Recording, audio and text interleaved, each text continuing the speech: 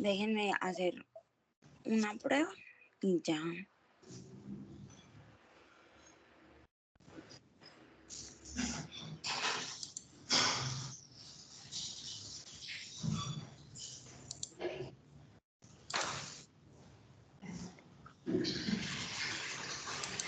Listo. Ahora sí, buenos días, profesor. Buenos días. Buenos días, se van presentando, por favor, se presentan cada uno. Ok, pero pues yo no soy la primera que va a empezar a exponer, entonces ya mi compañera Silvia, por comienza. favor, ¿puedes seguir? Ok. De una vez, bueno, buenos días. Nuestra presentación trata sobre las moléculas del complejo principal de histocompatibilidad y presentación del antígeno a los linfocitos T. Por favor, Silvia.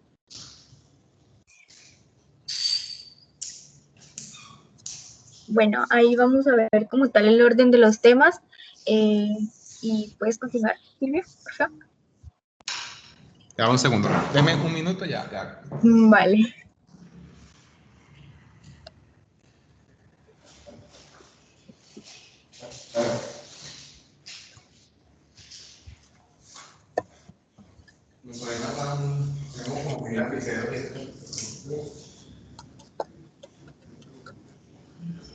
Le pasé la lista ahora. ¿Qué es?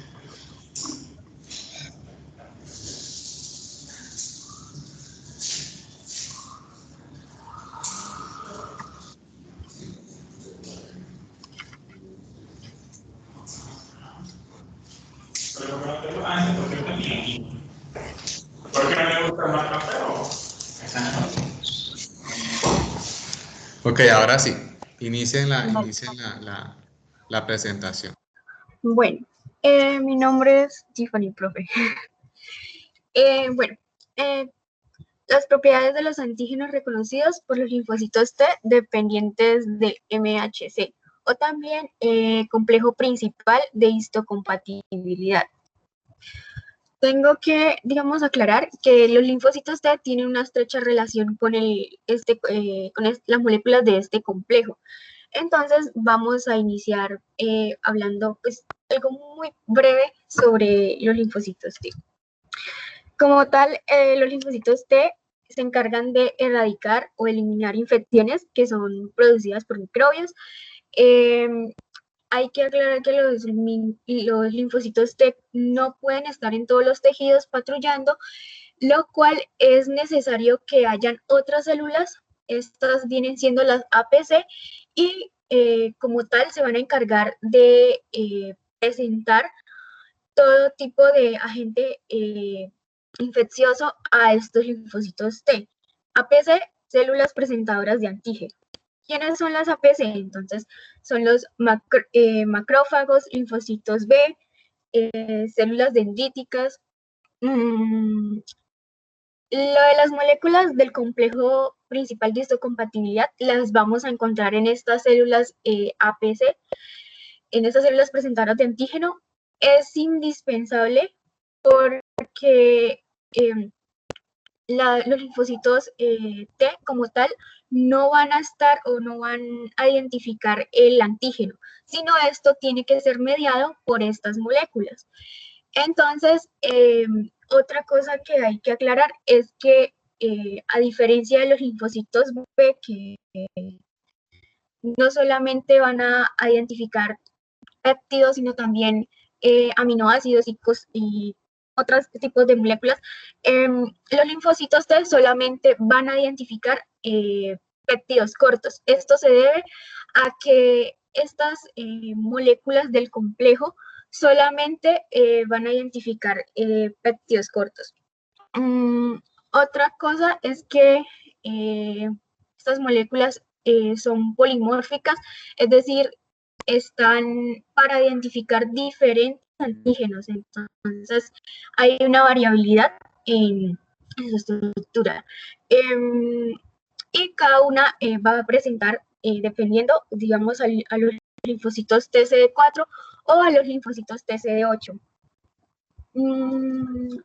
en el caso de los linfocitos TCD4 se van a encargar como tal de la defensa de los virus en circulación y los linfocitos TCD8 la defensa como tal de las células infectadas. Esto debido a que, bueno, los linfocitos TCD8, recordando, también se pueden llamar citotóxicos debido a que lo que hacen es identificar la célula que está infectada y producir o inducir a muerte celular. Siguiente, por favor.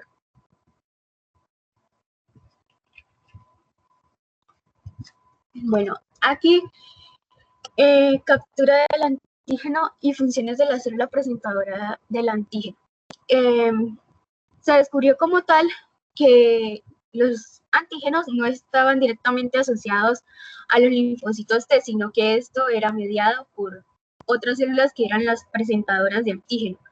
En este caso, la primera célula APC fue el macrófago, entonces así pues se supo que no era, pues necesitaba como de 4 partícipes. Entonces sería el linfocito T, el antígeno, la molécula del complejo principal de histocompatibilidad y la célula presentadora de antígeno. Otra cuestión es que las células más destacadas entre estas APC vienen siendo las dendríticas. Más adelante vamos a hablar sobre ello. Estos como tal van a interactuar con linfocitos T vírgenes. ¿Qué va a hacer? Van a generar, digamos, le presentan el antígeno y va a hacer que estas células T vírgenes se diferencien en células efectoras o células T activadas. En el caso de los macrófagos y los linfocitos B, pues como tal van a interactuar con los linfocitos T ya activados. Aquí, a partir de ahora, pues voy a hacer como un poquito más de énfasis a los linfocitos TCD4, tomándolos como ejemplo. Entonces, como tal, las células dendríticas, los linfocitos B y también los macrófagos, estos van a expresar moléculas del complejo principal de histocompatibilidad de la clase 2. Esto más adelante se va a tocar y como tal esta clase 2 se va a activar, o bueno, va a activar como tal a los linfocitos TCD4.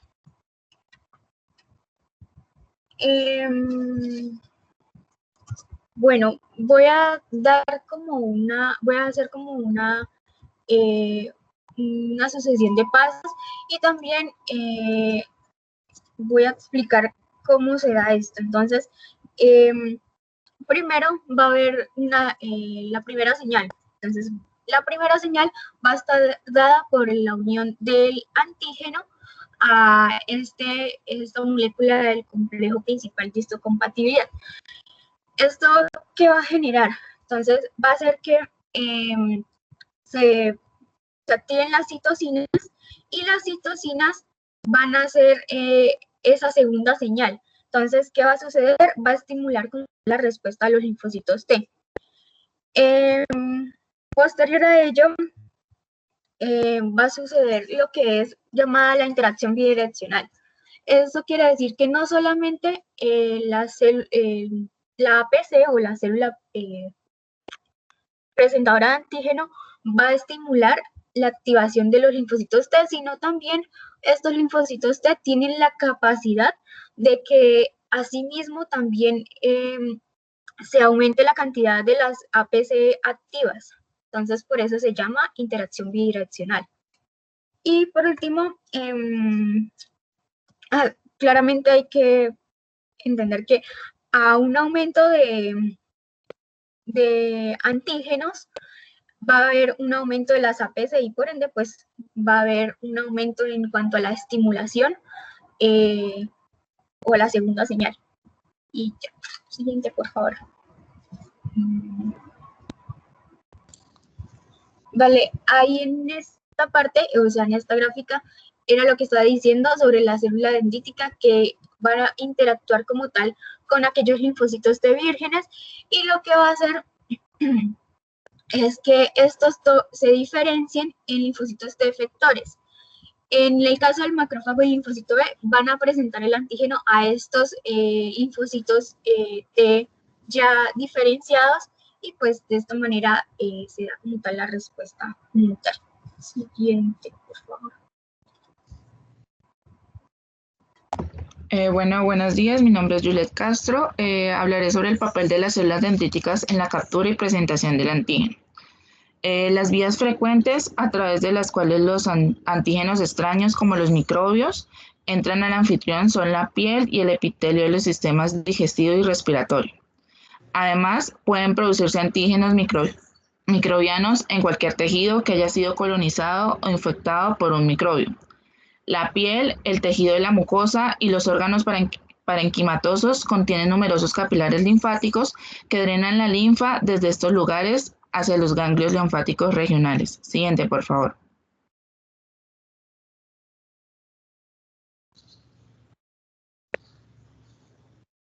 Silvia, gracias.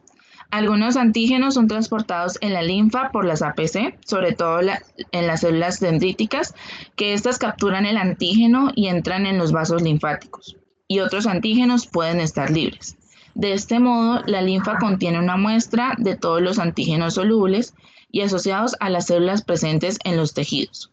Los antígenos se concentran en los ganglios linfáticos que están interpuestos a lo largo de los vasos linfáticos y actúan como filtros que recogen muestras de la linfa antes de que lleguen a la sangre. Los antígenos que entran en el torrente sanguíneo pueden captarlos en el vaso. Las células mejor capacitadas para capturar, transportar y presentar los antígenos a los linfocitos T son las células dendríticas. Siguiente, por favor.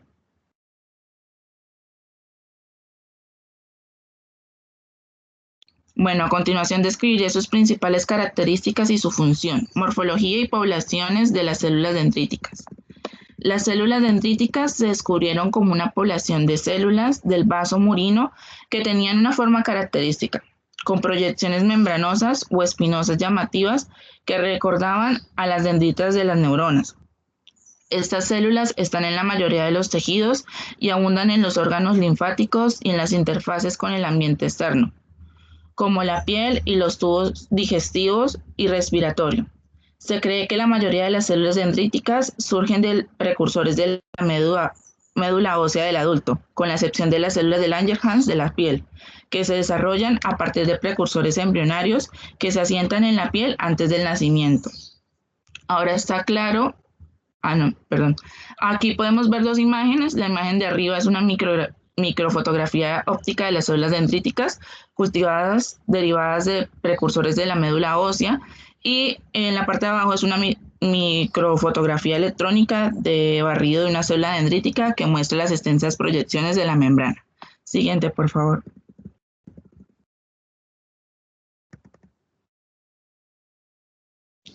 Hay dos poblaciones principales de células dendríticas que difieren en sus propiedades fenotípicas y principales funciones. Están las células dendríticas clásicas, también llamadas células dendríticas tradicionales. Estas se identificaron por primera vez por su forma y capacidad de estimular respuestas fuertes del linfocito T y son el subgrupo de células dendríticas más numeroso en los órganos linfáticos. La mayoría de ellas derivan de precursores mielocíticos que migran desde la médula ósea para diferenciarse en células dendríticas residentes en los tejidos linfáticos y no linfáticos. Como los macrófagos tisulares, constantemente toman muestras del ambiente en que residen. Por ejemplo, en el intestino, las células dendríticas parecen enviar prolongaciones que atraviesan las células epiteliales y se proyectan en la luz, donde pueden actuar capturando antígenos luminales. Sin infección ni inflamación, las células dendríticas clásicas capturan antígenos tisulares y migran a los ganglios linfáticos de drenaje, pero no producen las citocinas ni las moléculas de membrana necesarias para inducir respuestas inmunitarias eficaces. La función de estas células puede ser presentar antígenos propios a los linfocitos T autorreactivos y así causar la inactivación o muerte de los linfocitos T o generar linfocitos T reguladores. Estos mecanismos son importantes para mantener la autotolerancia y evitar la autoinmunidad. Entonces, pues, tenemos que las células clásicas se pueden dividir en dos subgrupos principales.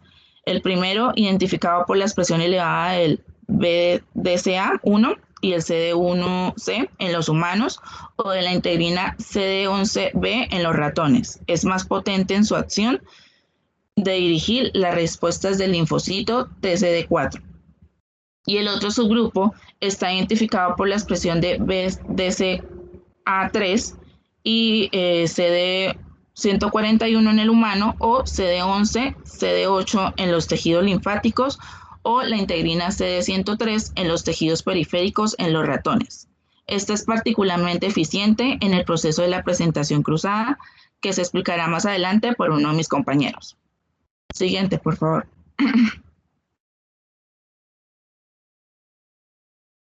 La otra población de las células dendríticas son las plasmocitoides. Estas se parecen a las células plasmáticas en la forma que adquieren, y la forma y las propiedades funcionales de las células dendríticas aparecen solo después de activarse. Se desarrollan en la médula ósea a partir de un precursor que también da lugar a las células dendríticas clásicas, y se encuentran en la sangre en un pequeño número en los órganos linfáticos.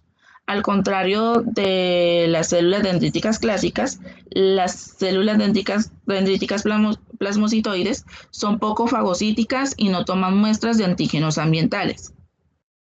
La principal función de estas células dendríticas es secretar grandes cantidades de interferones del tipo 1 en respuesta a las infecciones víricas. Siguiente, por favor.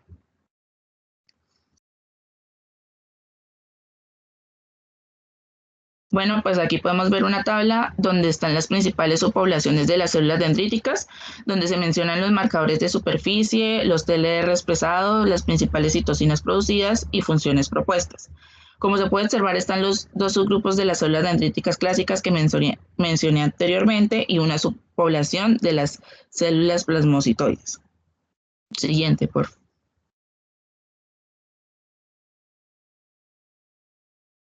Captura y transporte del antígeno por las células dendríticas. Las células dendríticas en reposo, residentes en los tejidos, que a veces pues las llaman inmaduras, expresan receptores de membranas, como las lectinas del tipo C, que se unen a los microbios.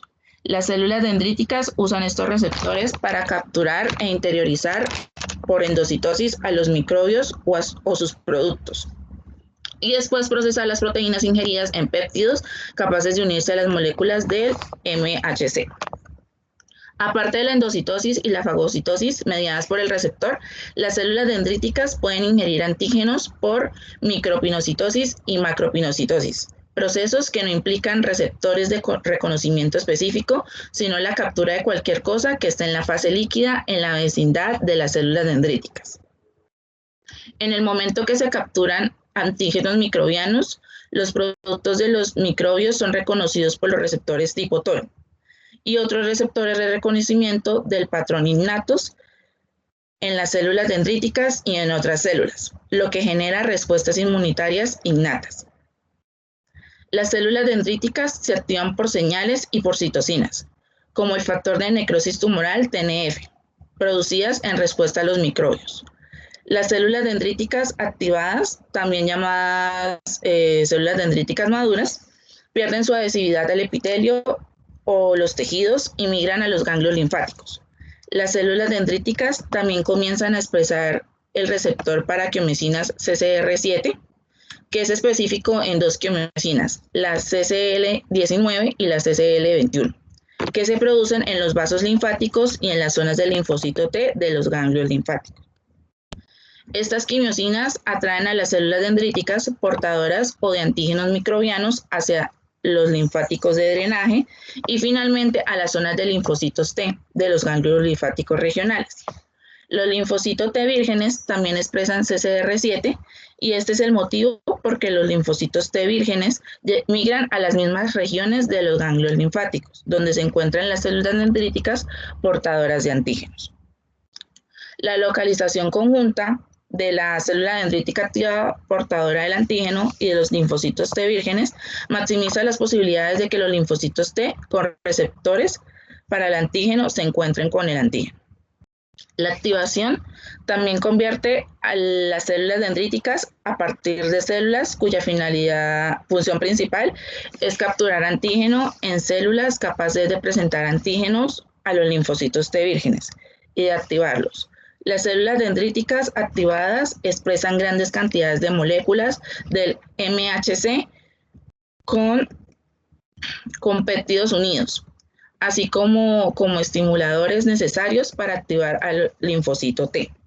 De este modo, en el momento en que estas células se convierten en residentes en los ganglios linfáticos, ya han evolucionado a una APC potente con la capacidad de activar linfocitos T. Los linfocitos T vírgenes que recirculan a través de los ganglios linfáticos se encuentran con estas APC y los linfocitos T específicos se activan frente al complejo expuesto de péptido MHC. Esto que acabé de explicar es el paso inicial en la inducción de respuestas de linfocitos T frente a antígenos proteínicos. Los antígenos también pueden transportarse a órganos linfáticos de forma soluble. Las células dendríticas residentes en los ganglios linfáticos y el vaso pueden capturar antígenos de transmisión linfática y hemática, respectivamente, y los productos microbianos pueden inducirlas a madurar. Cuando la linfa entra en un ganglio linfático a través de un vaso linfático aferente, drena en el seno subcapsular y parte de la linfa entra en los conductos de células fibroblásticas reticulares. FRC, del inglés Fibroblast Reticular Cells, que se originan en el seno y atraviesan la corteza. Una vez en los conductos, las células dendríticas, cuyos procesos se interdigitan entre las FRC, pueden extraer los antígenos de masa molecular baja. Otros antígenos en el seno subcapsular son captados por macrófagos y células dendríticas, que llevan los antígenos a la corteza. Los linfocitos P del ganglio también pueden reconocer e interiorizar antígenos solubles. Las células dendríticas, los macrófagos y los linfocitos B que han captado antígenos proteínicos pueden entonces procesar y presentar estos antígenos a los linfocitos T vírgenes y a los linfocitos T efectores que se han generado por estímulo previo del antígeno. La recogida y la concentración de antígenos extraños en los ganglios linfáticos se ven complementadas con otras adaptaciones anatómicas que sirven a funciones similares. Las superficies mucosas de los sistemas digestivo y respiratorio, además de drenar en los capilares linfáticos, contienen grupos especializados de tejido linfático secundario que pueden tomar muestras directamente del contenido luminal de estos órganos en busca de la presencia de material antigénico. El torrente sanguíneo está vigilado por las células presentadoras de antígeno del vaso en busca de cualquier antígeno que alcance la circulación. Tales antígenos pueden llegar a la sangre directamente desde los tejidos o por medio de la linfa desde el conducto torácico. En esta imagen muestra cómo las células dendríticas inmaduras de la piel, o sea, las células de Langerhans o de la dermis, capturan antígenos que entran a través de la epidermis y los transportan a los ganglios linfáticos regionales. Durante esta migración, las células dendríticas maduran y se convierten en APC eficientes. Siguiente, por favor.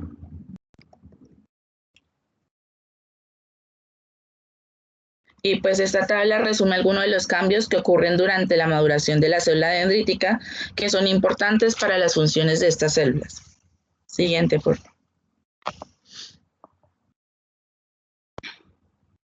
Función presentadora de antígeno de las células dendríticas. Muchos estudios realizados en el laboratorio y en vivo han establecido que la inducción de respuestas inmunitarias primarias dependientes del linfocito T a antígenos proteínicos requieren la presencia de células dendríticas que capturen y presenten los antígenos a los linfocitos T. Esto se demostró en primer lugar para las respuestas de los linfocitos TCD4, pero ahora sabemos que es cierto también para las respuestas de linfocitos TCD8. Varias propiedades de las células dendríticas las convierten en las APC más eficientes para el inicio de respuestas primarias en los linfocitos T. Estas son: las células dendríticas se localizan estratégicamente en lugares frecuentes de entrada de microbios y antígenos extraños. y en los tejidos que puedan estar colonizados por microbios. Las células dendríticas expresan receptores que las capacitan para capturar microbios y responder a ellos. Migran desde los epitelios y los tejidos a través de los vasos linfáticos, preferentemente a las zonas del linfocito T de los ganglios linfáticos, y los linfocitos T vírgenes también migran desde la circulación a las mismas regiones de los ganglios linfáticos. Las células dendríticas maduras expresan grandes cantidades de complejos péptido MHC, coestimuladores y citocinas, todas necesarias para activar a los linfocitos T vírgenes. Otra propiedad de las células dendríticas es que ellas pueden ingerir células infectadas y presentar los antígenos de estas células a los linfocitos TCD8. Las células dendríticas son las mejores APC para inducir las respuestas primarias de los linfocitos TCD8, pero esto constituye un especial problema, porque los péptidos antigénicos que estos reconocen deben variar de proteínas presentes en el citosol de las células dendríticas. No obstante, las proteínas víricas pueden producirse en cualquier tipo de célula infectada por un virus y no necesariamente en las células dendríticas. Siguiente, por favor.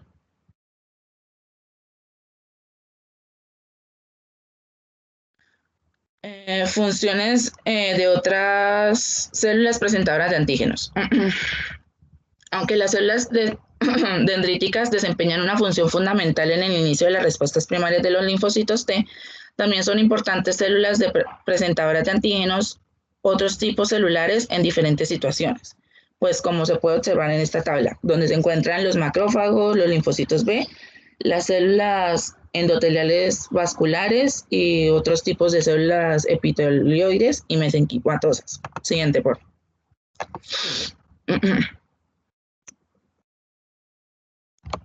Entonces, entre las funciones están en las respuestas inmunitarias celulares. Los macrófagos presentan el antígeno de los microbios fagocitados a los linfocitos T efectores que responden activando los macrófagos para que se maten a los microbios. Pues este proceso es central en la inmunidad celular y en la hipersensibilidad del tipo retardado. Los monocitos circulares son capaces de migrar a cualquier lugar de infección e inflamación, donde se diferencian en macrófagos y fagocitan y destruyen los microbios. Los linfocitos TCD4 reconocen antígenos microbianos presentados por los macrófagos y proporcionan señales que aumentan las actividades microbicidas de estos macrófagos. Otra función, en las respuestas inmunitarias humorales, los linfocitos B interiorizan antígenos proteínicos y presentan péptidos derivados de ellos a los linfocitos T cooperadores.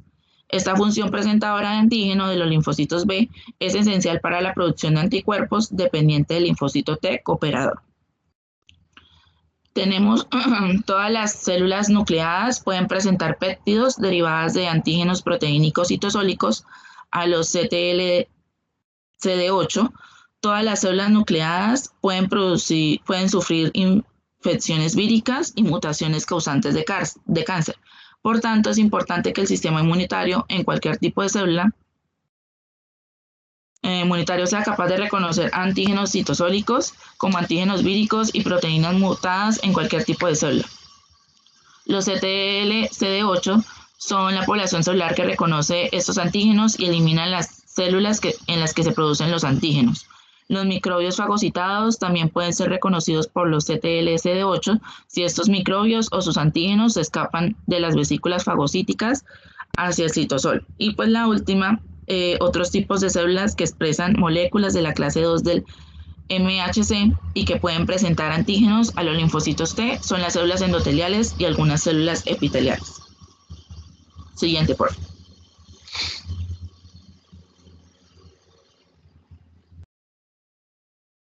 Bueno, buenos días, profesor, buenos días, compañeros. ¿Me escuchan bien? Sí, te escuchamos muy bien. Ok, muchas gracias. Juliet. Bueno, a partir de ahora sí ya vamos a comenzar a hablar claramente sobre el complejo principal de histocompatibilidad con sus siglas en inglés MHC. Silvia Saavedra, ¿cierto? Sí, señor. Qué pena, no me presenté. Ahora sí. Sí, señora. Vamos a hablar un poco de las generalidades del complejo principal de histocompatibilidad. Entonces, haciendo una breve introducción del también denominado complejo de antígenos leucocíticos humanos, puedo destacar que es una región de genes muy polimórficas. Esto quiere decir que su presencia genera una gran cantidad de variaciones en cada uno de los individuos cuyo la presenta. Entonces, los productos que se expresan o se generan en la superficie de todas las células inmunológicas del organismo. Bueno, este complejo lo podemos ubicar en el cromosoma 6 y es el resultado de un conjunto de genes encargados de rechazar los tejidos trasplantados y detectar elementos extraños por parte de los linfocitos, ya como mis compañeras les comentaron anteriormente. Bueno, estas moléculas participan en la inducción de la respuesta inmunoespecífica por medio de la presentación del antígeno a los linfocitos T. Entonces, en este caso es el CD4 y el CD8, siendo este descubrimiento de la función principal el que básicamente ha revolucionado el campo de la inmunología y preparado todo el camino para que nuestro conocimiento actual y la activación de las funciones de los linfocitos esté creciendo, porque si esto no se hubiera logrado, básicamente ahorita estaríamos en cero y no iría todo tan... Bueno, ahora sí, vamos a hablar una pequeña importancia fisiológica del MH, y esta fue establecido aproximadamente 2 décadas posteriores a su descubrimiento en los años 40. Entonces, al observar su papel en la respuesta inmunizante, después de esto se han encontrado múltiples funciones biológicas, destacando algunas más importantes como la presentación antigénica de su papel en la inmunobiología de trasplante, la formación del repertorio de células T y la autoinmunidad. Bueno, ahora sí, para hablar del descubrimiento del complejo principal de histocompatibilidad, vamos a hablar sobre 2 hechos específicos, y esto primero va a ser en murinos, que son los ratones que básicamente se han cultivado siempre en laboratorio para hacer experimentos específicos. Entonces, el complejo principal de histocompatibilidad murino también se llama complejo de histocompatibilidad 2 y fue descubierto en estudio de trasplantes de tejidos antes de aclarar su estructura y función de moléculas. O sea, como venía diciendo, todo esto fue bastante mucho tiempo atrás y no se tenía muy claro lo que se estaba haciendo, pero sí se tenía como referencia que los tejidos, como la piel, al ser intercambiados de un individuo que no eran a otro, que no eran idénticos, básicamente iban a ser rechazados, mientras que estos injertos en gemelos idénticos iban a ser aceptados satisfactoriamente, así demostrando que los genes heredados debían ser partícipes en el proceso de rechazo de los tejidos. Esto sucedió hacia los años 40, con el fin de analizar la base génica de rechazo hacia los injertos. Muchos investigadores empezaron a producir cepas de ratones endogámicas. Bueno, los ratones endogámicos quiere decir que van a cruzar ratones de la misma familia, con su mismo antepasado común y básicamente que tienen la misma sangre. En este caso, fue mediante cruces repetitivos entre ratones hermanos, por así decirlo.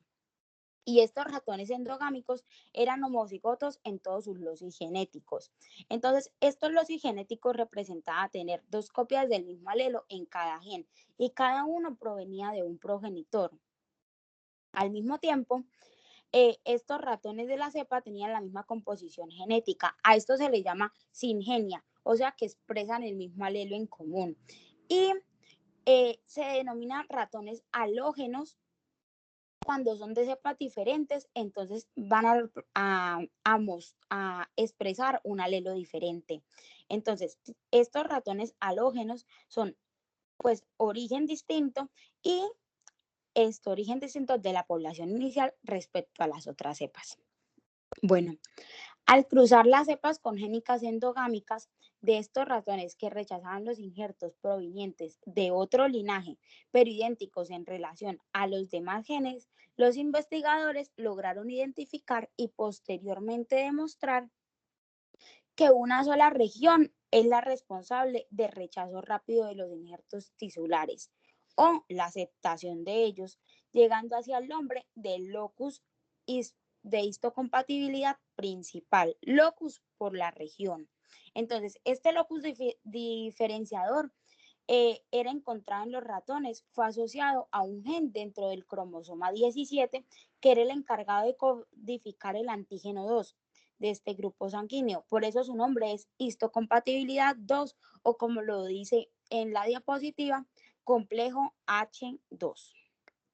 Al comienzo de estos descubrimientos, se creía que el locus comprendía una sola región del gen encargado. O sea, básicamente solo una pequeña parte de este gen era el encargado de controlar la compatibilidad tisular. Bueno, pero pues empezaron a hacer demasiados estudios y a prestar mucha más atención a los fenómenos de recombinación asociados en locus H2 al cruzar diferentes cepas, demostrando que se tenían varios que se iban a relacionar estrechamente entre ellos y muchos de ellos estaban implicados en rechazar injertos, cambiando así su erróneo nombre a complejo principal de histocompatibilidad hasta el día de hoy, porque al comienzo básicamente se creía que era una región de solo un gen, pero ya después de hacer todos estos estudios se dieron cuenta que realmente era un complejo de genes los que iban a estar involucrados en todo este proceso.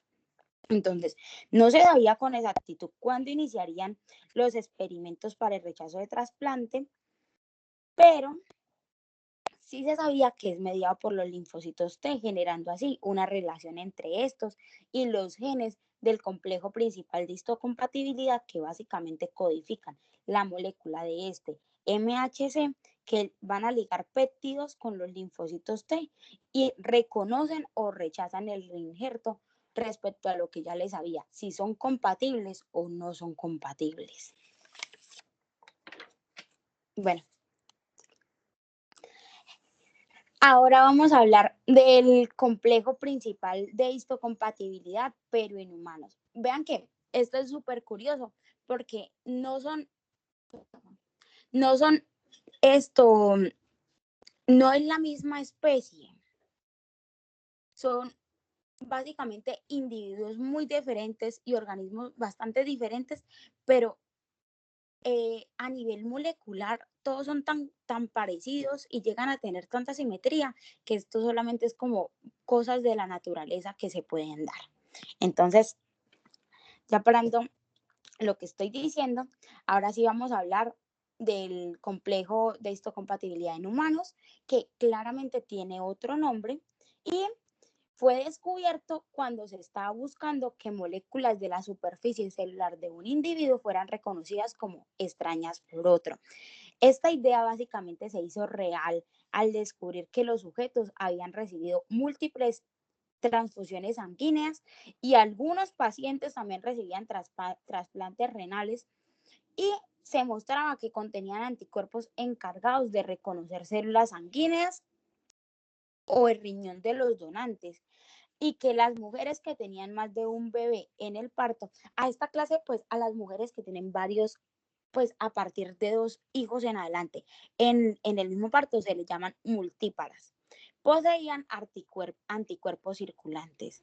Por si no tienen conocimiento o si se les olvidó, les aclaro que los anticuerpos circulantes son secretados por las células plasmáticas procedentes de activación, proliferación y diferenciación de los linfocitos T. Básicamente son. Y estas células circulantes en el cuerpo de la madre, la mujer multípara, reconocían las células paternas.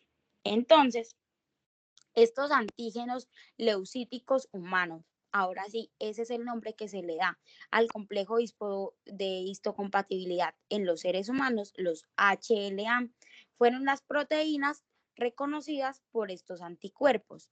Entonces su nombre se dio porque los anticuerpos se estudiaron por su unión a los leucocitos de otros sujetos y los antígenos se da porque las moléculas eran reconocidos por anticuerpos.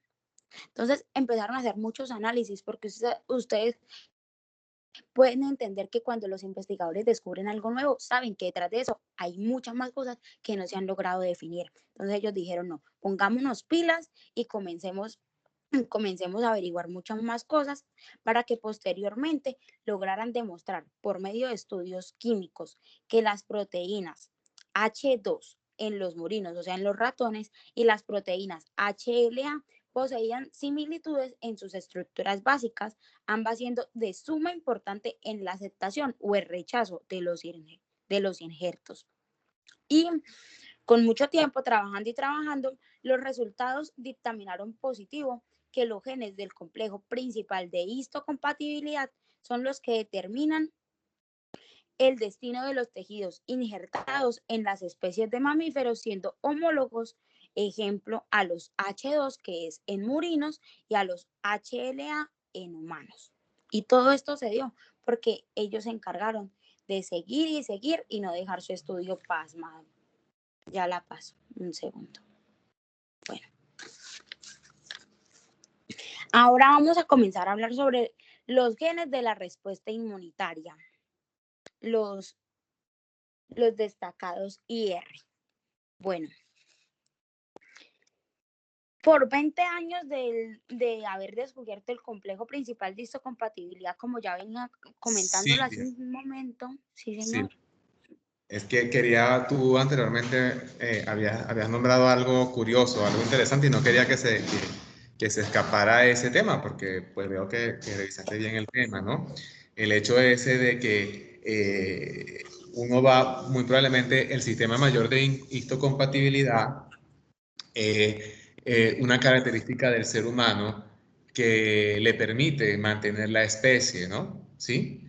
Porque es bastante especializado, o por decirlo así, está muy resguardado o está como preparado para modificaciones, para alteraciones o para escasez, por decirlo de alguna forma, por interpretarlo de alguna forma, ¿ok? Tiene 3 características que son importantes, ¿no? Porque cuando yo hablo de qué es el sistema mayor de histocompatibilidad, yo no quiero que ustedes se lleven que simplemente son las moléculas del complejo mayor de histocompatibilidad. No, el sistema mayor de histocompatibilidad es un grupo genético que codifica para la secreción o para la producción de unas moléculas de membrana, que son las moléculas que ustedes más adelante van a hablar, ¿ok? Y el sistema mayor de histocompatibilidad tiene 3 grandes características, que es lo que dice usted, bueno, parece que son cosas de la naturaleza, ¿no? Uno es que es poligénico, ¿ok? El sistema mayor de histocompatibilidad tiene más de 200 genes que codifican para la producción de esas proteínas que son de membranas, ¿ok? O esas moléculas de membrana, moléculas de membrana. Entonces eso hace que si tiene más de 200 genes, Silvia, si algún gen falla, si algún gen se altera, ese paciente no se quede con la capacidad de presentar antígenos, ¿ok? Aparte de eso es polimórfico, o sea, cada persona tiene una ubicación diferente de esa cantidad de genes que codifican para eso. Y aparte también de eso es codominante, ¿ok? Puede ser que algún paciente no tenga el gen para presentar un tipo de antígeno y probablemente si tiene contacto con ese antígeno el paciente pueda fallecer porque no tiene la capacidad inmunológica de presentarlo, pero no quiere decir que el otro paciente no tenga esa capacidad. Inclusive en el mismo grupo familiar, puede ser que un hermano tenga un gen para presentar un cierto tipo de antígeno y el otro no lo tenga. Eso pues asegura a la especie, asegura que frente a la presentación, frente a un antígeno, pues una especie sí lo puede, o sea, hay un grupo que tal vez está como un poco más resguardado, como un poco más protegido, como un poco más capacitado, pero esa capacidad que usted dice que parece cosas de la naturaleza, lo da esa propiedad poligénica, esa propiedad codominante y esa propiedad polimórfica del complejo mayor de histocompatibilidad. Y justamente lo que usted había nombrado anteriormente, el tema de los estudios con ratones, es que justamente, y con el tema de trasplante de órganos, es donde se descubre básicamente pues este sistema de histocompatibilidad, porque hay unas proteínas o porque hay unas moléculas que solamente se usan para cuando hay una célula extraña. Entonces comenzamos a ver qué era la histocompatibilidad, y cuando en este trasplante hablamos de qué paciente va a tener mayor histocompatibilidad con la persona que es el donador del órgano. Sí, y en eso se trata. A eso se trata justamente porque el paciente con trasplante de órgano produce algo bien importante, que es el rechazo del órgano, y siempre lo va a poder. Durante toda su vida el paciente va a tener una activación de su sistema inmunológico para rechazar el órgano. Y los médicos, ¿qué hacemos? Tratar de contrarrestar ese rechazo del órgano. ¿Alguien iba a hablar? Sí, Bueno, Ah, Silvia, continúa. Disculpa la interrupción, pero era no, simplemente... profe, por el contrario, igual muchas gracias porque pues sea como sea, eso nos aclara más las cosas. Sí, exacto. Entonces, bueno, ahora sí vamos a hablar de la respuesta inmunológica, los llamados, y para complementar, como ya lo venía comentando el profe, porque eso habló de muchas cosas muy interesantes. Bueno, entonces, estos estudios pues siguieron dándose, y luego de descubrir el complejo principal de histocompatibilidad, se creía que su única función era rechazar el injerto.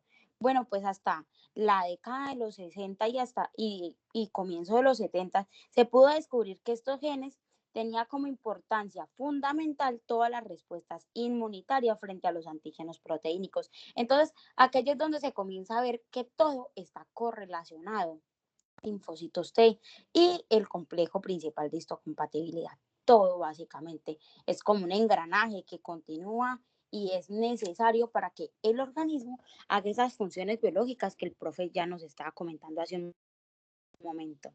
Entonces, bueno, los inmunólogos empezaron a encontrar que las cepas endogámicas de una sola especie se estaban diferenciando por su capacidad de producir anticuerpos contra algunos polipéptidos simples que estaban siendo sintetizados, y pues la reactividad que proporcionaba iba a ser heredada como rasgo dominante según la genética mendeliana. O sea, todos los descendientes en una mayor o menor proporción iban a tomar este rasgo, porque sea como sea, el ideal siempre va a ser que la especie sobreviva, y estos cambios son necesarios para que pues cada individuo se vuelva más fuerte y esté pues preparado para afrontar el medio con el que se está dando. Bueno, a estos genes relevantes se les denominó los genes de la respuesta inmunitaria. Entonces ya el título, el nombre que les estaba dando, los famosos IR, y todos están presentes en el complejo principal de histocompatibilidad y son responsables de la codificación molecular de este, y tienen capacidades de unir y presentar péptidos derivados de varios antígenos proteínicos. Todo esto se dio a conocer ya que las cepas responsables y encargadas de dar respuestas inmunitarias frente a los antígenos polipéptidos particulares heredarían alelos del complejo mayor de histocompatibilidad, y sus productos pueden ligar péptidos derivados a estos antígenos formando complejos péptido MHC que pueden llegar a reconocer a los linfocitos T cooperadores. Entonces, la función básica acá de los linfocitos T es ayudar a los linfocitos B a producir anticuerpos. Y de esta manera, si una cepa no es capaz de responder y expresar el complejo mayor de histocompatibilidad, no va a tener la capacidad de ligar los péptidos del antígeno polipeptídico, y básicamente no van a generar los linfocitos T cooperadores ni anticuerpos específicos frente al antígeno. Entonces, ya se va dando una cadena, todo tiene que ver con todo. Entonces, al estar pendiente y estudiar muchas más enfermedades autoinmunes y dar con que éstas se asociaban a la herencia de alelos particulares de este complejo mayor de histocompatibilidad, se situarían en el centro de los mecanismos encargados de controlar la respuesta inmunitaria de una manera inmediata. Entonces, estos estudios impulsaron a hacer mucho más análisis detallados de los genes y las proteínas del complejo mayor de histocompatibilidad. Acá yo ya finalicé lo mío y continuaremos nuestra explicación de este complejo describiendo propiedades en los genes y en las proteínas. Así que muchas gracias por su atención. Continuaremos con mi siguiente compañero. Hasta luego.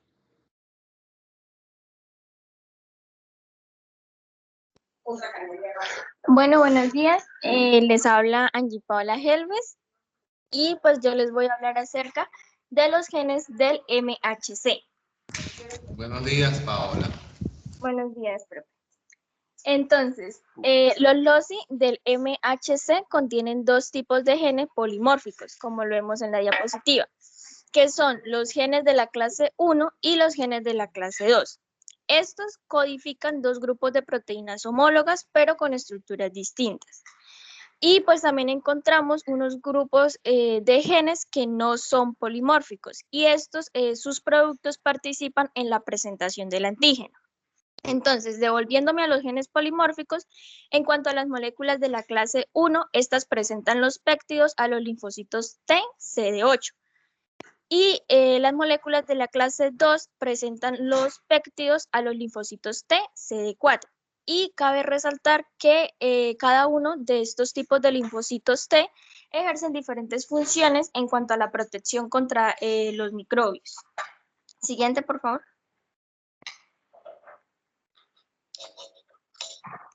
Bueno, en cuanto a los loci del MHC en humanos y murinos, entonces primero les voy a hablar de los humanos.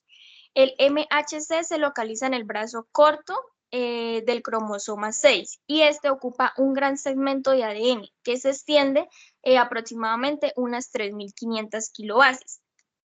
Ahí vemos una imagen y esa es una imagen del mapa del MHC humano. Entonces, vemos que los genes de la clase, los genes de la clase 1, que son los HLA, estos se descubrieron por primera vez mediante métodos serológicos, que es la unión de anticuerpos. Y como vemos en la imagen, en esta clase 1 hay 3 genes, que son los llamados HLA-A, HLA-B y HLA-C. Y estos codifican 3 tipos de moléculas de la clase 1 que tienen los mismos nombres. Por otra parte, hay 3 loci de la clase 2, como también lo vemos en la imagen, que son los llamados HLA-DP, HLA-DQ y HLA-DR. Y cada molécula de la clase 2 está compuesta de un heterodímero de polipéptidos alfa y beta. Y cada locus DP, DQ y DR, que los vemos ahí, contienen genes separados designados A o B. Y estos codifican las cadenas alfa y beta, pues respectivamente. Y esto pues es en cada copia del cromosoma 6. También cada individuo tiene 2 genes HLA-DP, que son llamados DPA1 y DPB1. Tienen un gen HLA-DRA, que es el DRA1, y tiene 1 o 2 genes HLA-DR-beta, que sería el DRB1 y el DRB3, 4 o 5, dependiendo. En cuanto a los murinos, el MHC está localizado en el cromosoma 17 y este ocupa unas 2.000 kilobases de ADN. Y los genes se organizan en un orden ligeramente diferente a los genes del MHC humano. Pero pues también se encuentran similitudes. Entonces, acá en los murinos hay 3 genes de la clase 1 y son llamados H2K, H2D y H2L. Y estos codifican, al igual que en los humanos, también para 3 proteínas diferentes de la clase 1, que son la K, la D y la L. Estos genes son homólogos a los genes del HLA, A, B y C en humanos, pues como ya lo dije, tiene similitudes. Los ratones también tienen 2 loci de la clase 2 pero son llamados 1A y 1E, y estos codifican a las moléculas 1A y 1E respectivamente. Y los genes de la clase 2 del ratón solo son homólogos a los genes del HLA-DP, DQ y DR de los humanos pues ya mencionados.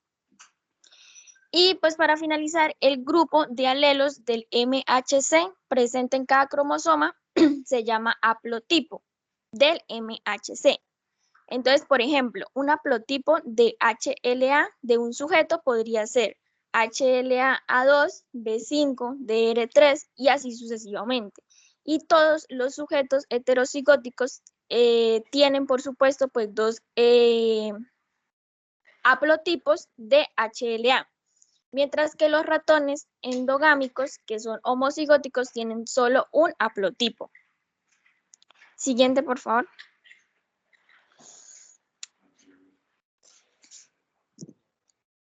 Bueno, acá también es muy importante lo de la expresión de las moléculas, ya que pues las moléculas son necesarias para presentar antígenos a los linfocitos T. Y la expresión de estas proteínas en una célula determina si antígenos extraños en esa célula van a ser reconocidos por los linfocitos T. Entonces, acá se presentan características muy importantes de la expresión de estas moléculas, ya que contribuyen a un papel muy importante en la protección de los sujetos frente a infecciones bacterianas. Una de las características es que las moléculas de la clase 1 se expresan en casi todas las células nucleadas, mientras que las moléculas de la clase 2 se expresan solo en las células dendríticas, en los linfocitos B, en los macrófagos y pues también en algunos otros tipos celulares. Otra característica es que la expresión de moléculas del MHC aumenta con las citocinas producidas durante las respuestas inmunitarias innata y adaptativa. Entonces, ahí vemos una imagen. Esta imagen representa un poquito esta característica. Entonces, las moléculas de la clase 1 se expresan de forma constitutiva en las células nucleadas y su expresión aumenta con los interferones, que son IFN alfa, IFN beta y también el IFN gamma. La expresión de moléculas de la clase 2 también está regulada por citocinas y otras señales en células diferentes. Entonces, el IFN gamma es la principal citocina implicada en esta estimulación de la expresión de las moléculas de la clase 2 en APC, como las células dendríticas y los macrófagos. Entonces, la imagen que vemos ahí muestra el aumento de la expresión de la clase 2 por el interferón gamma, o sea, el IFN gamma. Este es producido, también como lo vemos ahí en la imagen, por los linfocitos NK y otros tipos celulares durante las reacciones inmunitarias innatas a los microbios o pues a los linfocitos T, o por los linfocitos T durante las reacciones inmunitarias adaptativas. Entonces, este estimula la expresión de la clase 2 en las APC y pues de esta manera aumenta la activación de los linfocitos T CD4. Y también es importante saber que el IFN gamma y los interferones del tipo 1 tienen un efecto similar sobre la expresión de moléculas de la clase 1 y sobre la activación de los linfocitos T, pero CD8. Y la otra característica es que la intensidad de la transcripción es el principal determinante del nivel de la síntesis de moléculas del MHC y de su expresión en la superficie celular. Siguiente, por favor.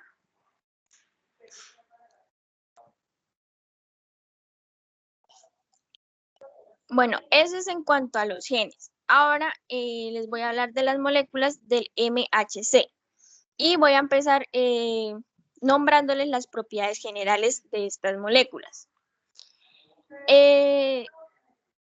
Todas estas moléculas comparten ciertas características estructurales y pues son fundamentales para su papel en la presentación del péptido y el reconocimiento del antígeno pues por los linfocitos T.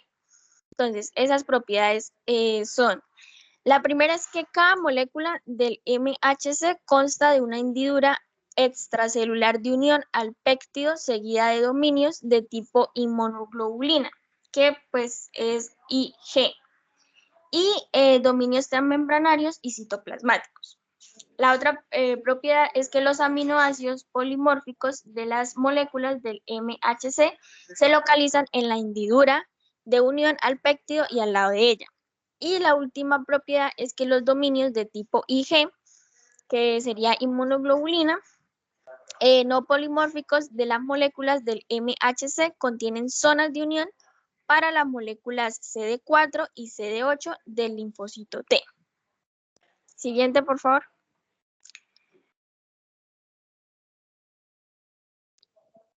Bueno, ahí en la diapositiva se muestran dos imágenes y serían las estructuras de las moléculas de la clase 1 y de la clase 2 del MHC.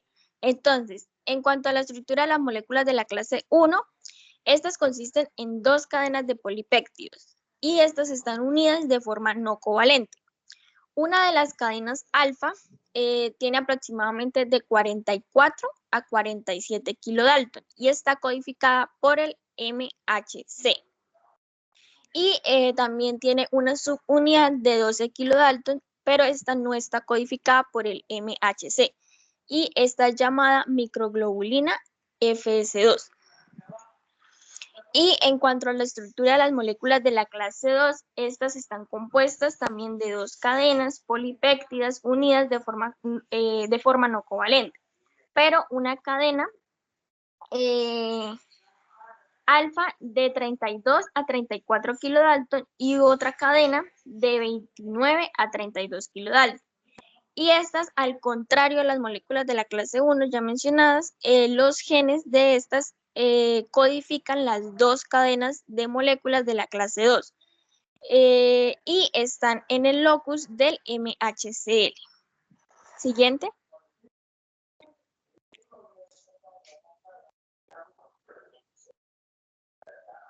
Bueno, muchas gracias por su atención. Buenos días, mi nombre es María Paula Pérez y ahora vamos a hablar de las vías de clase 1 y 2 del complejo mayor de histocompatibilidad. Entonces vamos a empezar. Buenos días. Vamos a empezar con la vía de clase 1 y esta se utiliza para el procesamiento y presentación de proteínas citosólicas o proteínas que están dentro de la misma célula. Siguiente, por favor.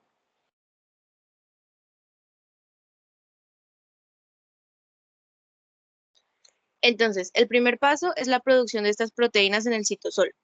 La fuente de estas proteínas o de estos antígenos proteínicos normalmente son la síntesis de estos dentro de las mismas células, pueden ser inyectados dentro del citosol o pueden ser fagocitados y transportados desde las vesículas. También se pueden obtener unos antígenos extraños que pueden ser productos de diferentes virus que hayan infectado la célula, secreciones de diferentes genes mutados, presentación cruzada, que ya se va a explicar más adelante, y de otros compartimientos celulares. También existe un caso de las proteínas nucleares que empiezan todo este proceso dentro del mismo núcleo y no pasan por todo el proceso de proteólisis dentro del citosol. Siguiente.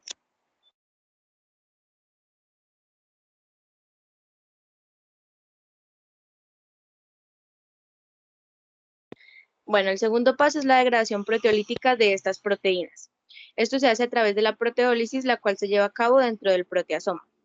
Entonces, primero empecemos explicando la estructura del proteasoma, es la imagen que se puede ver abajo, y esta básicamente tiene una forma cilíndrica, en sus extremos tiene unas estructuras en forma de capucha, y estas lo que hacen es encerrar a 4 anillos importantes, 2 alfa externos y 2 beta internos.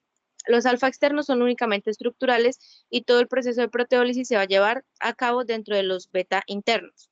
Ahora, estos anillos se componen de 7 subunidades y de estas 7 subunidades solamente 3 van a ser los puntos catalíticos para poder llevar a cabo la proteólisis. Estos son beta 1, beta 2 y beta 5. Entonces, el proceso se hace primero, una proteína ubiquitina se encarga de marcar estos antígenos que van a entrar y cuando se marcan el proteasoma, entonces puede reconocerlos y puede atraparlos. Cuando estas proteínas, estos antígenos empiezan como a desenhebrar dentro del proteasoma y empiezan a generar los péptidos, entonces la ubiquitina va a empezar a degradarse y a liberar a esta proteína marcada. Y cuando esto pasa, entonces las proteínas terminan de degradarse en péptidos dentro del proteasoma. También existe un caso de unas células tratadas con la citosina IFN gamma, que era la que nos hablaban ahorita, y esto lo que va a generar es la mayor transcripción y síntesis de 3 subunidades nuevas que van a reemplazar a las subunidades funcionales que les mencioné ahorita. Entonces, estas subunidades nuevas son beta 1i, beta 2i y beta 5i. Entonces, cuando estas reemplazan a las subunidades anteriores, lo que hacen es que generan unos péptidos con unos aminoácidos hidrófobos en el carboxilo terminal. Ya vamos a ver pues por qué esto es importante. Siguiente.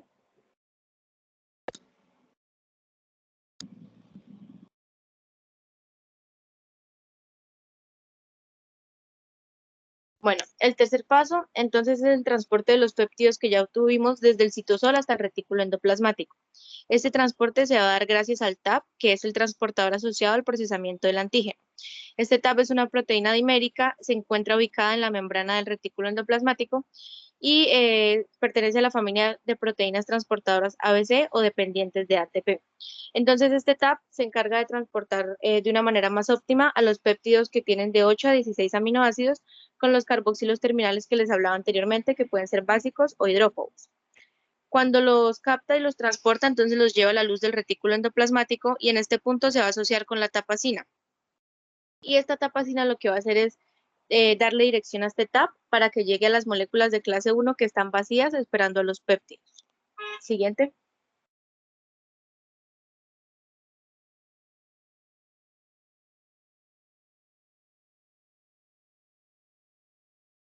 Bueno, el cuarto paso es el ensamblaje de los complejos péptido clase 1 en el retículo endoplasmático y después la expresión de estos dentro de en las superficies celulares.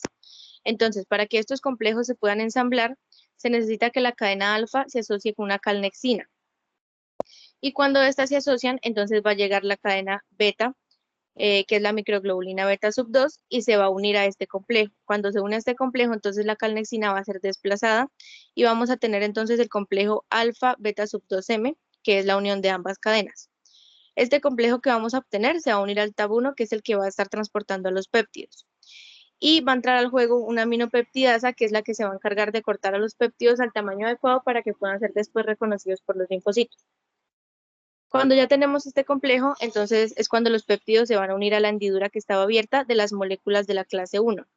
Y así este complejo se va a poder liberar para poder salir del retículo endoplasmático. Entonces, cuando salen del retículo endoplasmático, se van a encargar primero de viajar hasta el complejo de Golgi y allí unas vesículas exocíticas se van a encargar de transportarlos hasta la superficie celular. Cuando ya se encuentran aquí, entonces este complejo va a ser reconocido por los linfocitos T CD8, que los va a captar para poder dar la respuesta, y va a haber también un correceptor presente que es el CD8, el cual se va a unir a las regiones no polimórficas de esta molécula. Entonces aquí pues ya habrían pasado los péptidos por toda la vía de clase 1. Siguiente.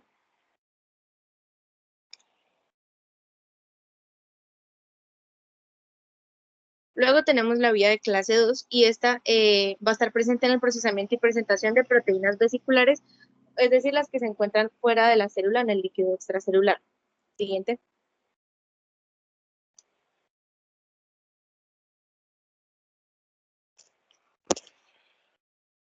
Entonces, el primer paso es captar estas proteínas extracelulares en unos compartimientos vesiculares de la APC, es decir, las células presentadoras de antígenos, para poder interiorizarlas a la célula. Bueno, entonces esto se va a dar porque las células dendríticas y los macrófagos van a expresar estos receptores APC que se van a unir a los microbios y van a facilitar la interiorización a la célula. También los macrófagos van a expresar unos receptores para las porciones FC y C3b, que se encuentran estos FC se encuentran en la cola de los anticuerpos y son los que van a poder interactuar con estos receptores y lo mismo, van a poder interiorizar dentro de la célula. Existen otros receptores que son la inmunoglobulina de superficie de linfocitos B. Esta inmunoglobulina tiene bastante afinidad por las proteínas que se encuentran en una baja concentración y es la que facilita que, aunque estén en esta baja concentración, puedan entrar a la célula. En algunos casos también se dan unas proteínas citoplasmáticas y de membrana, las cuales se dan a través de la autofagia, es decir, la digestión enzimática de todo lo que se encontraba dentro del citosol y van a entrar a esta vía. Y en algunos casos también se puede dar entonces proteínas que son productos de los virus que infectan a la célula. Cuando se obtienen o se interiorizan estas proteínas, entonces van a entrar a la vía endosómica y estos endosomas van a comunicarse con los lisosomas. En algunos casos de microbios particulados también se van a dar a través de los fagolisosomas, que es cuando se unen los fagosomas con los lisosomas, para poder iniciar entonces todo este proceso. Siguiente.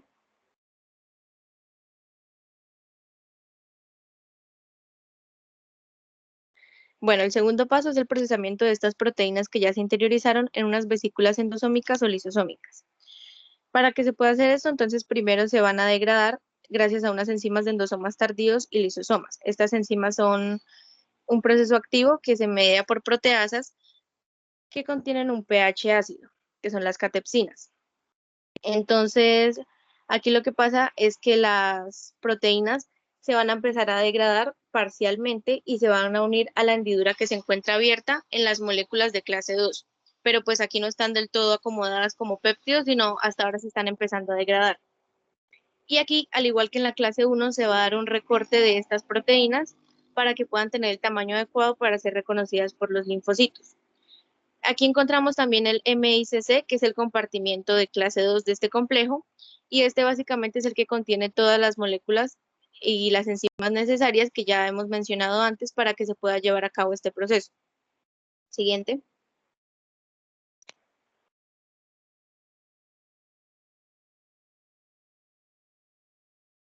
Entonces, el tercer paso es la biosíntesis y el transporte de las moléculas de la clase 2 hasta los endosomas.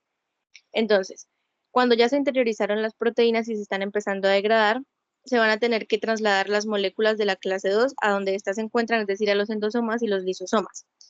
Estas moléculas se sintetizan en el retículo endoplasmático y se van a transportar a través de una proteína asociada que es la cadena invariante. Esta cadena invariante es bastante importante en este proceso porque primero facilita el plegado y el ensamblaje de estas moléculas que antes de que se le unan los péptidos son bastante inestables. Y aparte van a ayudarlas en cuanto a la dirección para poder llegar hasta los péptidos. Ahora, esta cadena invariante lo que hace es unirse a la hendidura abierta de las moléculas, es decir, donde irían los péptidos. Y esto lo hace para que los péptidos que se puedan encontrar en el retículo endoplasmático no se vayan a unir a esta hendidura, sino que continúen su vía y estos son los que van a seguir entonces en la vía de clase 1. Entonces esta cadena invariante va a quedarse unida, va a ocupar esa hendidura para que otros péptidos que no son adecuados no la ocupen y va a mantenerse así hasta que se encuentran con los péptidos que se encuentran en los endosomas o los lisosomas.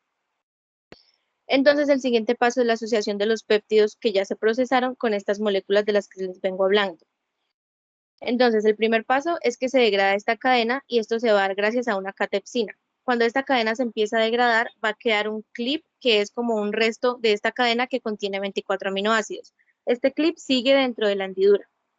Y después, gracias a una molécula que es la HLA-DM, que ya les hablaban anteriormente, este clip se va a poder eliminar para que los péptidos se puedan acomodar dentro de la hendidura. Y aquí se va a dar el recorte de estos péptidos gracias a unas enzimas proteolíticas. Lo que pasa es que esta hendidura normalmente está abierta y puede captar péptidos de grandes tamaños, entonces es necesario este recorte para que los puedan reconocer después. Siguiente.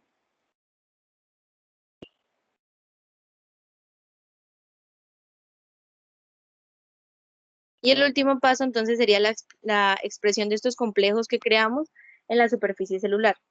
Entonces, cuando los péptidos se unen a esta hendidura de las que le hablo, la molécula se va a estabilizar y después se va a poder transportar hasta la superficie de la APC. Esto se da gracias a la función de unas extensiones vesicotubulares entre los lisosomas y la membrana plasmática, la membrana celular.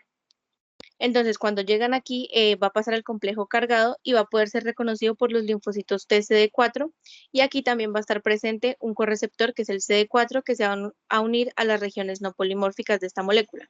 Aquí es importante aclarar ya para terminar que existen ciertas moléculas que al no ser polimórficas no van a poder expresarse en la superficie celular y se van a quedar quietas en las vesículas, como lo es la ADM. Siguiente.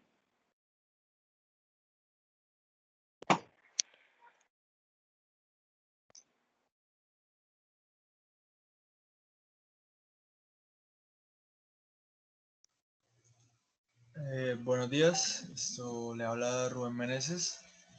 Yo les voy a hablar sobre la unión de los péptidos al complejo de histocompatibilidad. Entonces, pues, tras descubrir que la inmunogenicidad de las proteínas depende pues de sus capacidades de los péptidos para unirse a este complejo, se empezaron a realizar diferentes pues, estudios, investigaciones para aclarar pues cómo era la interacción entre estos péptidos y el complejo como tal. ¿Cómo se hicieron esos estudios? Pues se iniciaron los análisis de las funciones de los linfocitos T, cómo actuaban estos al reconocer pues el complejo. Se utilizó la fluorescencia y el uso de rayos X para estudiar bien el complejo péptido MHC. En la siguiente diapositiva, por favor, vamos a empezar a conocer pues las características de la interacción entre estos péptidos y el complejo de histocompatibilidad. Siguiente, por favor. Bueno, entonces nos encontramos con ciertas características. Una de las características pues es que las moléculas de MHC nos muestran una amplia especificidad de unión a los péptidos. ¿Qué quiere decir esto? En otras palabras, que un solo alelo de MHC puede presentar pues muchos péptidos diferentes a los linfocitos T. Se puede mostrar a los linfocitos T muchos péptidos diferentes. Pero el linfocito T solo va a reconocer uno de estos posibles complejos. La siguiente característica es que cada molécula de MHC, sea de clase 1 o de clase 2, tiene una sola hendidura donde se va a poder unir el péptido. Pero entonces a cada una de esas moléculas pues se pueden unir diferentes péptidos. O sea, solo entra un péptido a la vez, pero pueden ser diferentes péptidos, diferentes. Los péptidos que se unen a las moléculas de MHC pues tienen unas características estructurales comunes, empezando pues por su tamaño. Las moléculas de clase 1 de MHC pues pueden unirse péptidos de 8 a 11 aminoácidos, más o menos de longitud, y las de clase 2 pueden unirse aminoácidos más grandes, de 10 a 30 aminoácidos. Según dice el libro, pues una de la longitud óptima que debería tener uno de esos péptidos que está al complejo de MHC debería ser de 12 a 16 aminoácidos. Otra característica es que las moléculas de MHC pues adquieren su carga peptídica cuando se están sintetizando y se ensamblan dentro de la célula. Entonces, ¿esto qué quiere decir? Que las moléculas de MHC pues nos muestran péptidos derivados de microbios que están dentro de las células del anfitrión, y pues este motiva que los linfocitos estén restringidos en el MHC a reconocer pues microbios asociados a estas células, y pues son los que nos van a mediar la inmunidad frente a microbios intracelulares.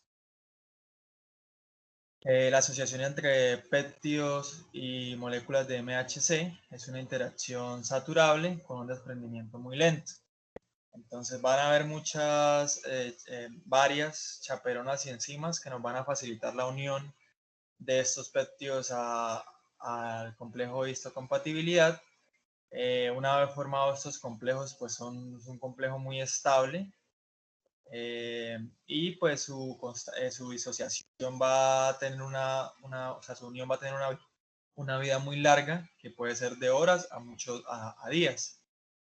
Como el desprendimiento es tan lento, esto nos va a asegurar pues que después de la unión ya el complejo de histocompatibilidad al estar unidos, esto le dé tiempo suficiente al linfocito T de que pueda pues reconocer, encontrar una respuesta inmune más efectiva, por decirlo así. Un número pequeño de complejos de péptido MHC son capaces de activar los linfocitos T específicos. Entonces ahí nos habla de las APC, que continuamente pues, nos presentan péptidos derivados de todas las proteínas con las que se encuentran, pero entonces solo una fracción compleja pequeña de estos complejos péptido MHC de la superficie celular pues van a actuar. Se calcula que más o menos solo 100 complejos de un péptido particular con una molécula de MHC2 actúan en la superficie de una APC. Esto viene siendo más o menos solo el 0,1% del total de las moléculas de de clase 2. Y la última característica sería que las moléculas de MHC de un sujeto pues, no discriminan entre péptidos extraños, por ejemplo, derivados de proteínas microbianas y péptidos derivados de las proteínas del sujeto, antígenos propios. ¿Esto qué nos quiere decir? Que de este modo pues, las moléculas de MHC nos van a presentar, le van a presentar a los linfocitos T tanto péptidos extraños como propios. Estos linfocitos T pues, nos van a sondear los péptidos en busca de los antígenos extraños. Y pues si se purifican los péptidos de las APC, pues se exponen normalmente a proteínas propias. A continuación, pues vamos a ver la base estructural, que tiene dos características principales de pues, cómo se une el péptido a la molécula. Siguiente diapositiva, por favor.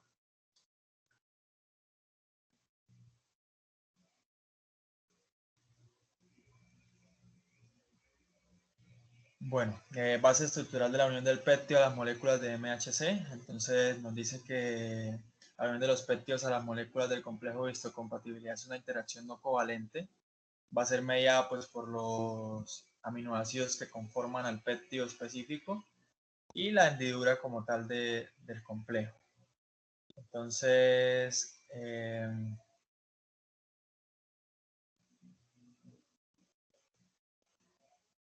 la unión de estos complejos a la hendidura pues será determinada por cuán extenso sea el péptido o por los aminoácidos específicos que lo conformen.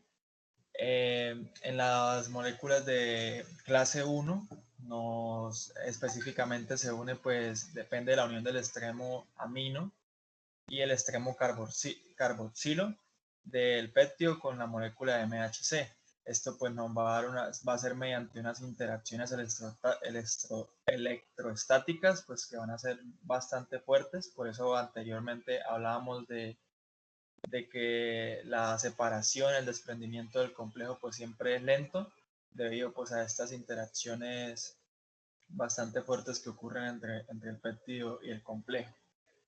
Y una segunda característica que nos habla de que los receptores para el antígeno de los linfocitos T nos van a reconocer el péptido antígeno, la molécula de MHC, o sea, el complejo como tal que se está formando. Y pues este reconocimiento nos da la especificidad que tiene pues el complejo como tal y cómo el linfocito T es capaz de reconocerlo. Entonces también como hablábamos anteriormente en las características, la especificidad del complejo pues es bastante alta y estos péptidos pues se pueden presentar, o sea, un linfocito T puede reconocer o sea, se le pueden mostrar diferentes péptidos al linfocito T, pero este linfocito T pues solo va a reconocer algunos específicos, más o menos de lo que nos habla. Muchas gracias.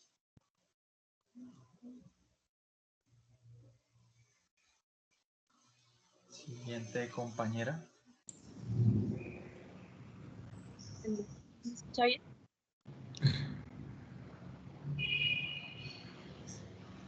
¿Quién continúa? Yo, profe. ¿Se me escucha bien? No sé si me está escuchando bien. Excelente, se le escucha excelente. Gracias.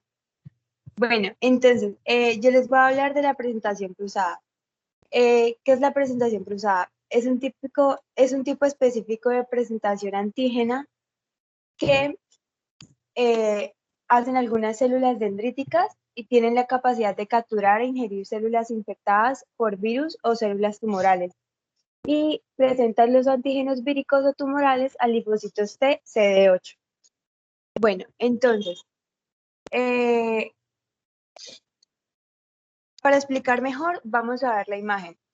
¿Qué pasa en esta imagen? En la imagen, las células infectadas por microbios intercelulares son ingeridas por medio de fagocitosis por las células dendríticas.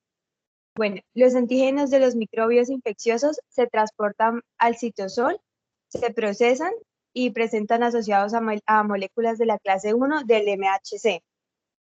Entonces, de este modo, las células dendríticas son capaces de presentar antígenos vesiculares introducidos por endocitosis por la vía de la clase 1. ¿Qué pasa con la presentación cruzada? El dilema aquí es que la presentación cruzada puede parecer que rompe la regla de que los antígenos ingeridos se presentan unidos a las moléculas de la clase 2, pero en esta situación los antígenos ingeridos se degradan en las proteosomas y entran en la vía de la clase 1. Esta presentación implica la fusión de los fagosomas que contienen los antígenos ingeridos en el retículo.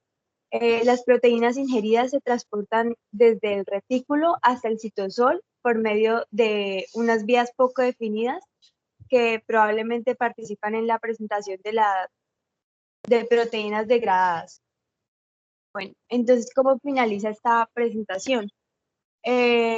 Las proteínas fagocitadas sufren una degradación proteosómica y los péptidos derivados de ellas son transportados por el TAP de nuevo al retículo, donde se ensamblan con moléculas recién sintetizadas de la clase 1 del MHC. Siguiente, por favor.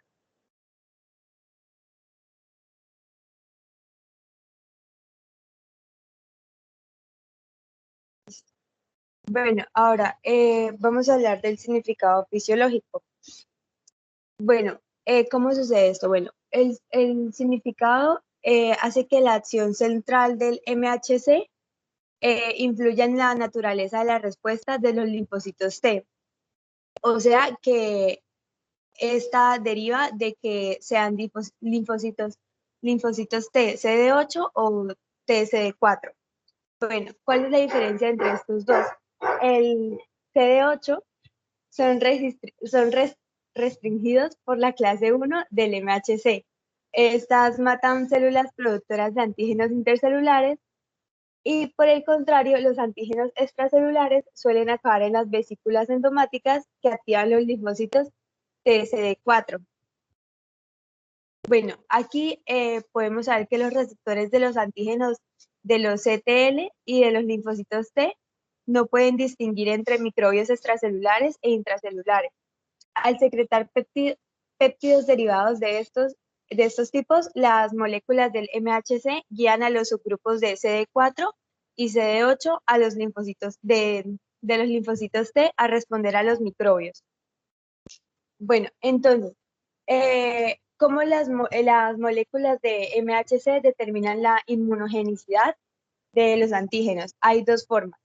La primera es por una respuesta fuerte de los epítopos de las proteínas. Estos desencadenan linfocitos T que no son particulares. O sea, por ejemplo, si se inmuniza un sujeto con un antígeno proteico, en muchos de los casos, los linfocitos T responden son específicos frente a solo una o pocas secuencias lineales de aminoácidos del antígeno. A estos epítopos se les llaman inmunodominantes. Bueno, y su segunda respuesta es la expresión de alelos particulares de la clase 2 del MHC. El mejor ejemplo para esto es, por ejemplo, alguien que tenga una alergia al polen. Entonces, cualquier alergia en general, cuando se activa, cuando se expresan las moléculas de la clase 2, al unirse al péptido que genera la reacción alérgica, se da esta inmunogenicidad. Ya. Muchas gracias. Bueno, para terminar, se ha comentado en todo este tiempo que los linfocitos T, en el caso de los CD4 y CD8, van a identificar aquellos antígenos que son péptidos cortos. En la población como tal de los linfocitos T hay excepciones. Estas excepciones pertenecen a los linfocitos NKT y a los linfocitos gamma delta.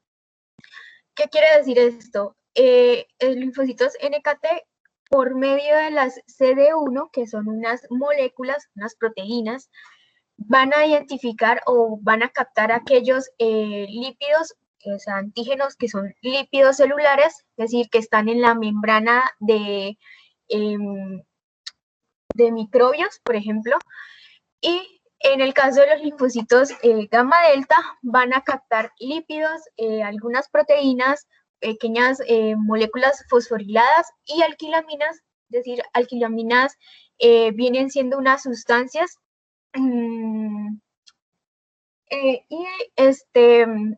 cabe destacar que en los linfocitos gamma delta como tal no está muy aclarado, no está muy determinado quiénes o qué intermediantes hay en la presentación o como tal en la identificación de este tipo de antígenos que están aquí.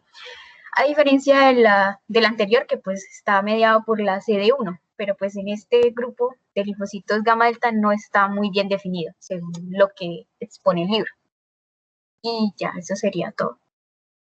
Gracias.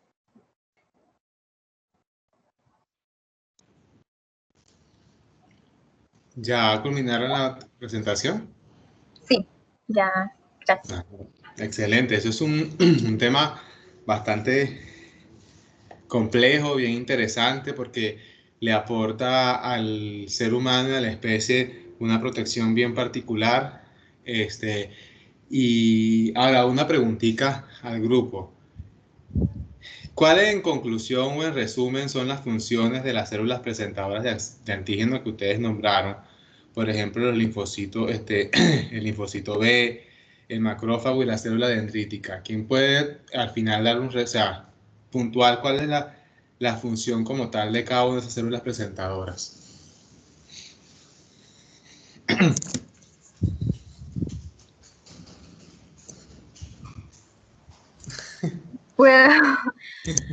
Bueno, como ya se ha mencionado, bueno, de manera más resumida, los linfocitos T no tienen la capacidad de identificar, digamos, los antígenos, ¿sí?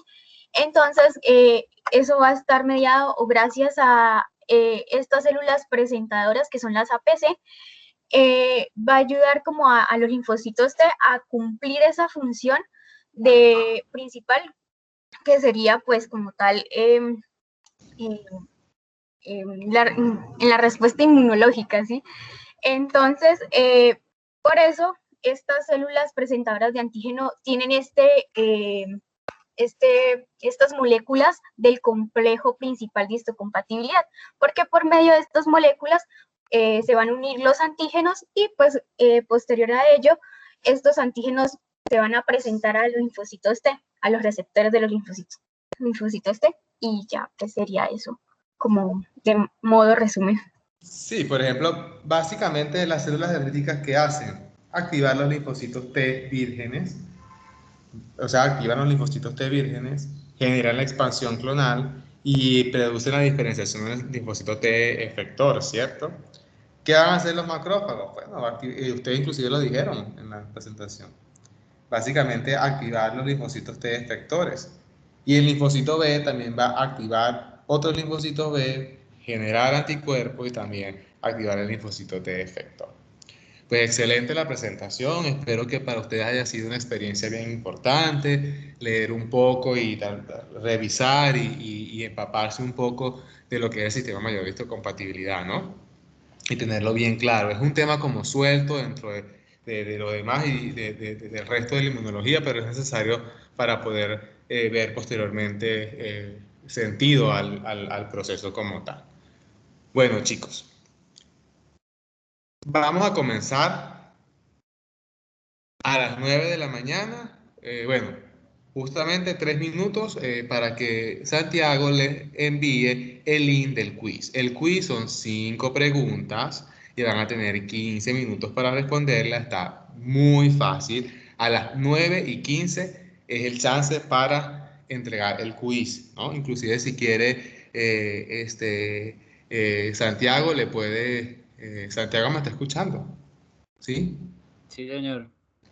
Pásenle el link y ya comiencen a responder el examen. Hasta las 9:15. O sea, se reporta, hay personas que la vez pasada enviaron 2 exámenes, se enviaron 2 respuestas. Yo voy a tomar la primera que se envió.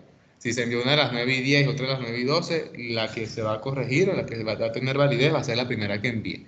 Entonces, así que revisen bien su examen antes de enviar, ¿oyó? Y por el chat me pueden hacer preguntas, acerca del examen como tal, ¿sí? ¿Alguna pregunta? Ya Santiago le puede estar enviando el link para que ustedes comiencen el examen. El examen se trata del tema anterior, antígenos anticuerpos, está súper fácil. Eso está, sí, eso está regalado. Profe, nos tenemos que mantener conectados aquí todavía. Pues tienen que hacer el parcial, tienen que hacer el examen, el quiz, y deben estar conectados por acá. En lo que terminen su examen, pues se pueden retirar de la plataforma y listo. El grupo conformado por William Díaz, Tatiana Lozano, Esteban Calderón, Ever Usta, Marcelis Barrio, creo que es Torrado Diver, van a hacer para la próxima semana una infografía acerca de las funciones de las células dendríticas, las características, las funciones y su actuación en la propiedad de la presentación de antígenos, ¿ok? Una infografía sencilla, basada en la literatura y puede ser de los colores que ustedes consideren y puede ser de realización libre, ¿ok? Repito, William Díaz, Tatiana Lozano, Esteban Calderón, Everusta, Marcelis y Torrado. Ese es el equipo que va a hacer la infografía acerca de las células dendríticas. ¿Ya tienen el link? ¿Sí? Sí, yo ya lo pasé por los grupos de WhatsApp. Vale, bueno. Listo. Listo, cualquier pregunta me la pueden hacer por el chat.